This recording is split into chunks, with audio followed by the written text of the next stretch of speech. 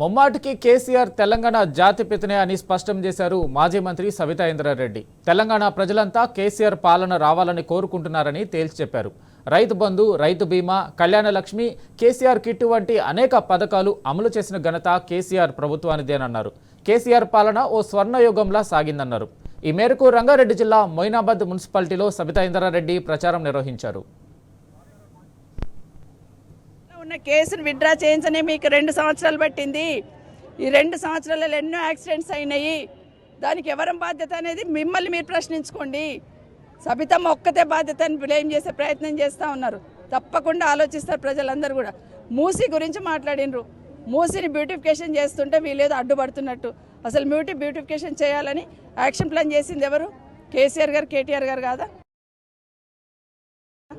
ఇప్పటికే అందులో కూడా ఎస్టీపీలు కట్టున్నారు, దానికి బ్రిడ్జ్లు పెట్టున్నారు, అవన్నీ కడుతూనే ఉన్నారు కదా. దాంట్లో భాగం కదా. ఈరోజు మీరు మూసీ రివర్ డెవలప్ చేస్తామన్నప్పుడు అనంతగిరికి వెళ్ళి నీళ్ళు వస్తాయి అంటున్నారు. మరి ఏం చేస్తున్నారు? ఇక్కడ ఉన్న ఎస్టీపీని, వికారాబాద్లో ఉన్న ఎస్టీపీ పాడైపోయి 1.5 year అవుతుంది. ఎందుకు బాగు చేయట్లేరు? అది కూడా మూసీ నదిలో భాగమే కదా. మరి ఆ ఎస్టీపీ బాగు చేయనందుకు ఆ మురికి నీళ్ళన్నీ గండిపేటకు పోతున్నాయి కదా. మరి ఏం చేస్తుంది నీ ప్రభుత్వం? మొద్దు నిద్రపోతుందా? మీ ఎమ్మెల్యేనే చెప్పిండి ఈరోజు మిషన్ భగీరథ ద్వారా ఇంటింటికి నీళ్ళు వస్తుండే కేసీఆర్ గారు ఉన్నప్పుడు ఇప్పుడు నీళ్ళు చక్కగా వస్తలేవు, జనాలు ఇబ్బంది పడుతుండని. ముందు దాని గురించి ఆలోచించండి.